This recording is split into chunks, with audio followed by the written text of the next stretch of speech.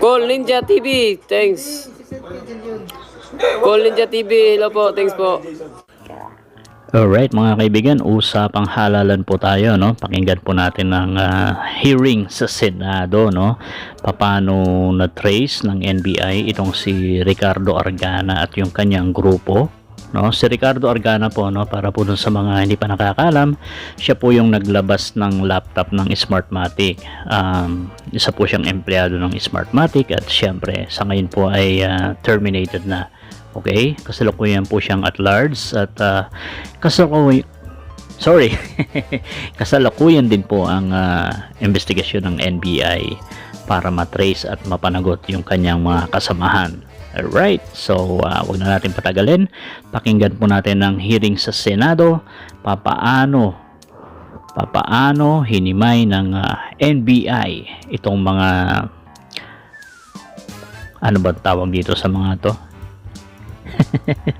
Mga panggulo sa eleksyon. Ay nako, nakakasawa na. Dayaan na naman ang pakay nila. Alright, here we go.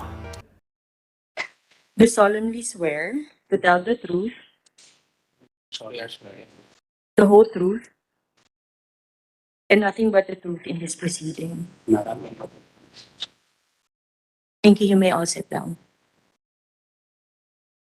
Thank you very much, gentlemen. And Mr. Lorenzo, please proceed with the NBI presentation and the narration of events. Ma'am, would you launch the presentation, ma'am? Next slide, please.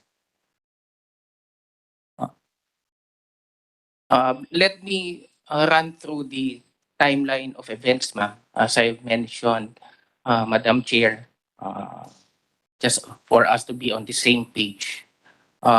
In August 9, Argana was hired by SMARTMATIC, and November 20, he was deployed at the Comelec warehouse to run some tests with the automated election system.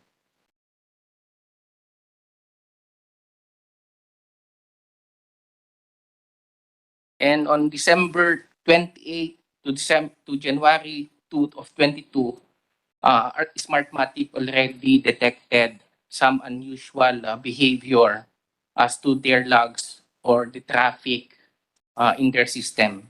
December 29. May I interrupt, Mr. Lorenzo? Is this admitted by Smartmatic? Unusual traffic and downloads already observed as early as 28 December. Maybe the term, Your Honor, is not, yeah, we admit that, Your Honor. In the company intranet server, there was a unusual heavy access of the files, Your Honor. Thank you. This is the first time this committee hears this. We recognize the arrival of the chairman of Comelec. Thank you for being here. Mr. Lorenzo, please proceed. Yes, Your Honor. They also included this statement in the affidavits that they have submitted in support of when we applied for a search warrant. So on December 29, completion of tests in Comelec warehouse. That's when the time their former employee brought his laptop outside the premises of Comelec. January 3, 2022, he reports back to the premises of SMARTMATIC in Taguig and brought back the laptop that he took from the premises of Comelec. January 9 detects unusual traffic in their system using VPN logs downloads and were traced to the former employee of Smartmatic. January 10, Manila Bulletin publishes a story by Art Samaniego. January 12, an administrative inquiry was conducted on the former employee of Smartmatic, wherein he admitted that he allowed third person to have access to his laptop in order to be connected to the facilities of Smartmatic in exchange for some training materials. 14 January, Argana was terminated. I'm sorry. At this juncture, the report indicated that money was actually offered somewhere between 50,000 and 300,000. In your timeline, it's merely the offer of free lectures. Which is it? Your Honor, in the administrative inquiry conducted by SMARTMATIC, he only admitted having been promised training modules in exchange for allowing them, the third party, to access his laptop in order to be connected to the SMARTMATIC facilities. But when he appeared in our office, he admitted uh, that he was also promised, aside from the training modules, he was also promised money ranging from 50,000 to 300,000, Your Honor. Thank you. So the allegation that he was offered money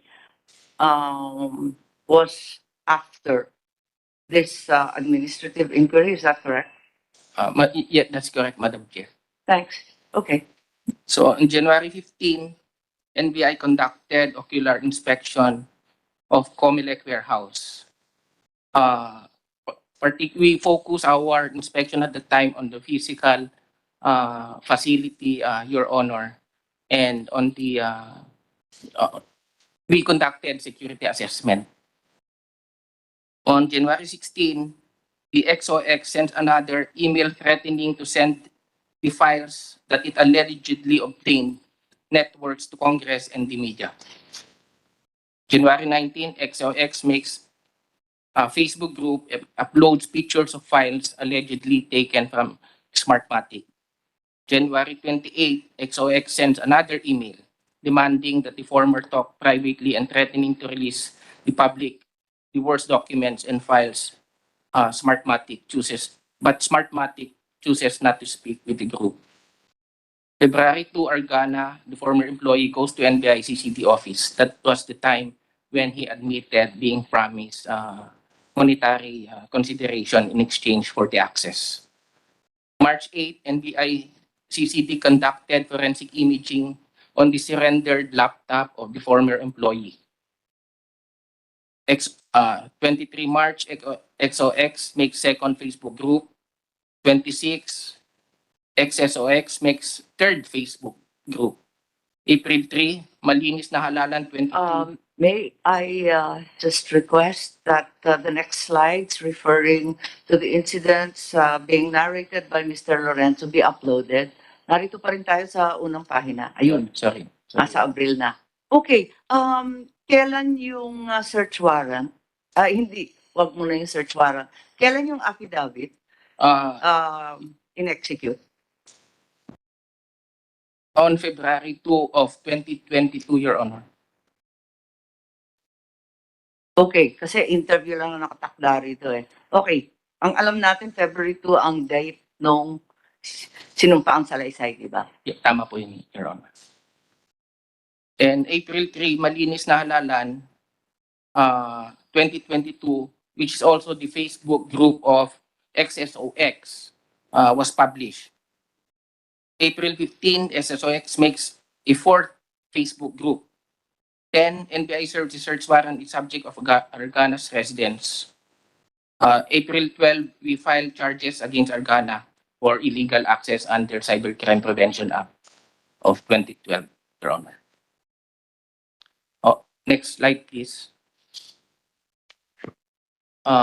We are inclined to believe, Your Honor, that Argana is not acting alone, but just the same, we are also inclined to believe that he was not able to meet those people who convinced him to provide access to his laptop because they were only communicating via Facebook Messenger. We believe that he is not acting alone because he is not that fluent in English, and when XOX communicated with SMARTMATIC, you can easily see in the letter that medyo articulate po sila.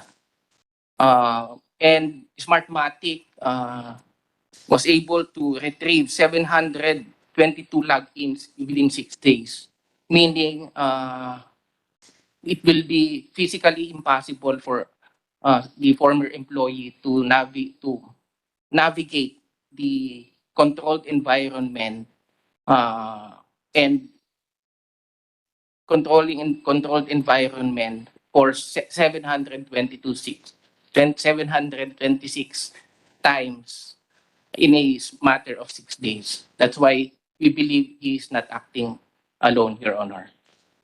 And we have already identified some person of interest. Next slide, please. So when we were searching for the possible person of interest who convinced Argana, we looked at the uh, Facebook page of X, and we noted that it has a black or black background. So we searched the internet to determine who are the group or who are the people using a black background in creating their pages. Because in the cyber world, Your Honor, hackers will always leave a trademark or a design that will be later on attributable to them. So we navigated the internet, and as you can see in the first 6 pages above, all of them have black backgrounds. And XOX equally has the same black background. And also in the Isn't that a very big suggestion, Mr. Lorenzo? There are millions of pages with black backgrounds all over Facebook and the internet. Madam Chair, on the next slide, I'm going to explain because this is not the only basis that we have in identifying the person of interest. Okay. And also in the Iloilo Black Hat, it has a black background. So next slide, please. In order for us to understand how we were able to determine the person of interest in this particular case, Madam Chair, we have to go back to 2016 on the Comelec issue. At that time, there were 340 gig of data that were exfiltrated from the database of Comelec. Two were arrested in that particular case, but there's another third hacker that was not arrested, and he was able to elude arrest until now.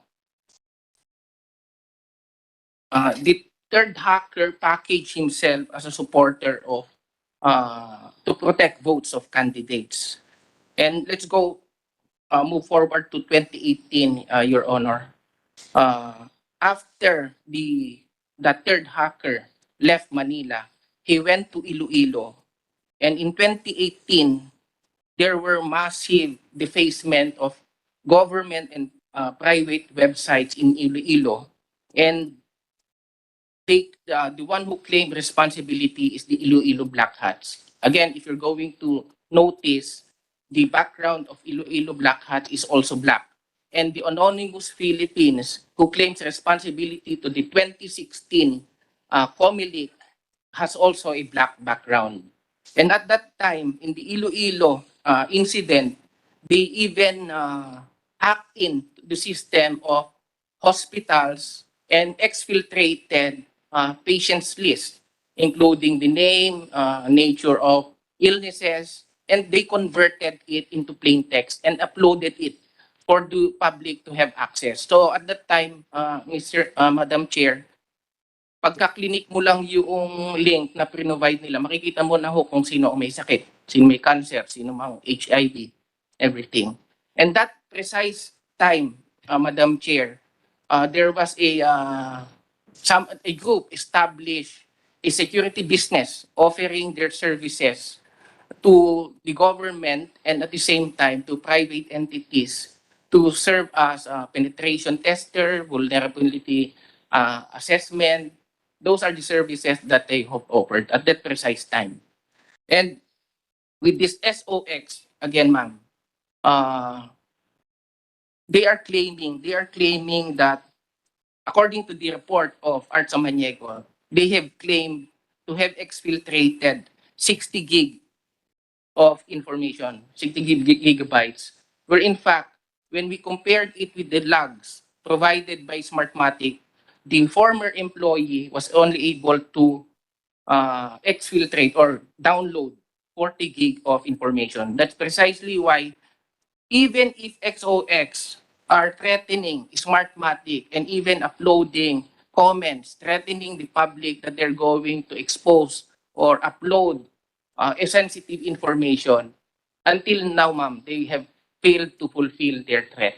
Because if you're going to base on the logs that SMARTMATIC provided, talagang 4 gig lang po. Inisa-isa ho namin yung mga PDF files, tapos yung JPEG files, 4 gig lang po ang na-download no former employee. And Yes, again, Mr. ma'am, Lorenzo, you referred to digital signatures or trademarks left by every hacker or operator in the net. How certain are you that the Iloilo Black Hat is the third hacker who was involved in the common leak of 2016? there are so many circumstances, ma'am, to prove that he was involved. First, when he left the Philippines, he went to Iloilo, and all of a sudden, these things happened in Iloilo. And at that precise moment, he was a member of a group that created a company offering their services for penetration testing, vulnerability assessment. So those coincidences would tell us that he is involved. And at the same time, ma'am, if you're going to compare the XOX, they are actually offering their services to SMARTMATIC. So those things would tell us that he is actually involved. Of course, these are not the only things, Madam Chair, that we have to prove that he is involved in these two incidents, especially in the 2016 COMELEC hacking. Okay, I'm not very technical, but is it possible that we merely have a copycat? After all, you said that in 2016, a huge amount of data was actually exfiltrated. However, in 2022, a minute amount of useful data was exfiltrated. So parang hindi naman magkapare-pareho yan. What we are saying, Madam Chair, is that they have the same modus. Okay. So among other details that I could not discuss openly, Okay. Madam Chair, we are morally convinced that he is really involved with this one because the modus, the approach, the digital signatures or the trademark is there. So All right. he could not just resist. Yes. The committee accepts your explanation, and while perhaps there's a lack of time given the closeness of the election date, we will certainly open up another executive session if it becomes necessary to explain these details. In the meantime, is the presentation finished? I have a number of questions. Okay na yan? Okay. So much. Thanks. Sige. All right. You submitted to the committee an NBI report based primarily, if not entirely, on SMARTMATIC employees' testimonies. How does the NBI verify these statements of the employees? The statements are under oath, Madam Chair, and they were able to walk through us on the processes that they have. And we even communicated with their lead IT in Panama, and they have explained the process, the security that are being implemented on the SMARTMATIC side.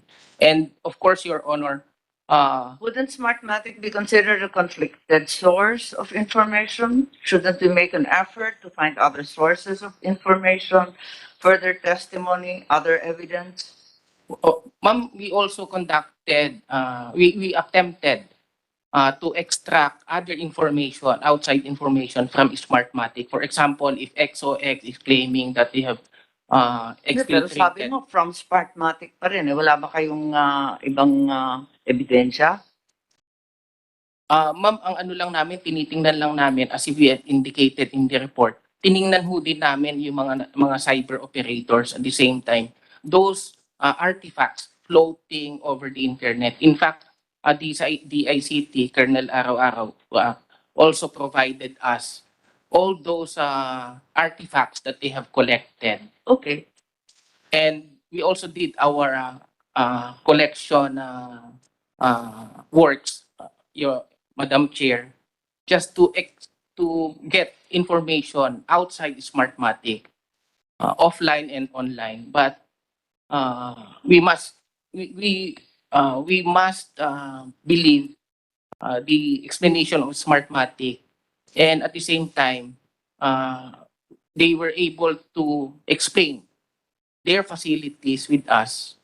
And considering that everything is under oath, Madam Chair, we must abide by the statements of Smartmatic. Okay, but I didn't need the NBI for that. I could have just picked up the phone and asked Smartmatic kung ganun lang yung investigasyon.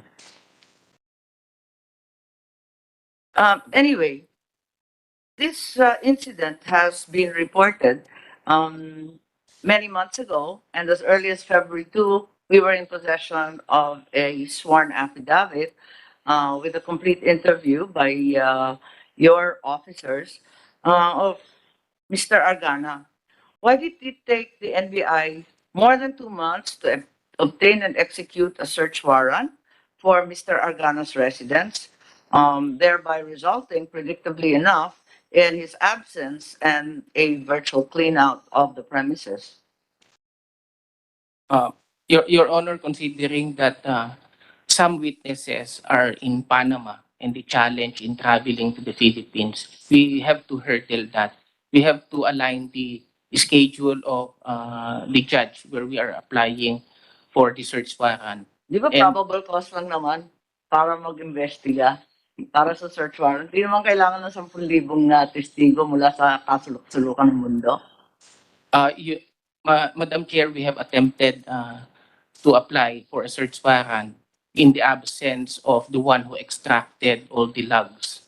But the judge still insisted that he must interview online the one who has personal knowledge in extracting the logs. Okay, this person of interest, do you have any updates on his whereabouts?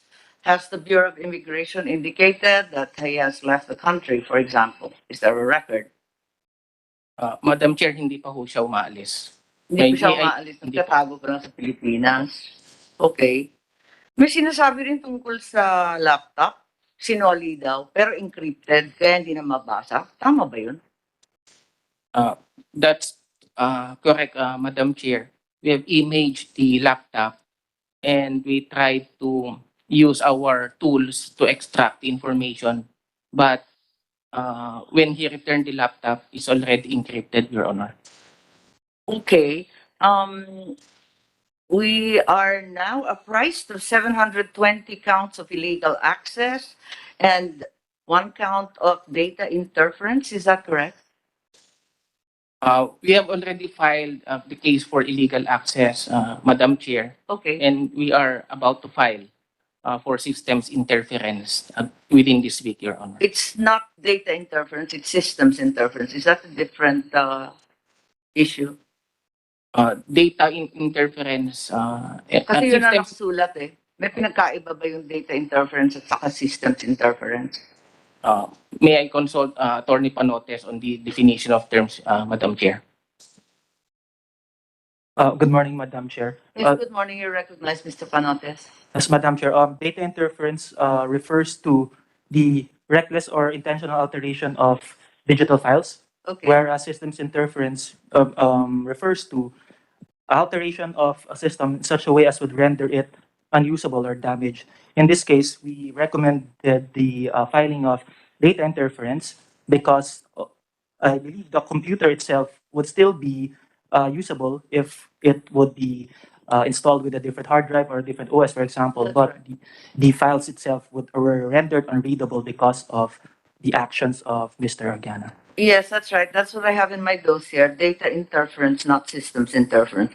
In any case, moving forward, this being an investigation in aid of legislation, what can the NBI suggest to prevent similar incidents or perhaps further investigate what you believe not to be a crime committed by a single individual, but that you allege is a syndicate, a cybercrime hacking syndicate?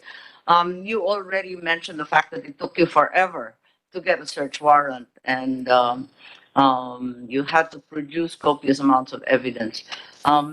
Is there any suggestion you'd like to make to this committee? Changes in the law, perhaps in the long term, or even further action in the short term?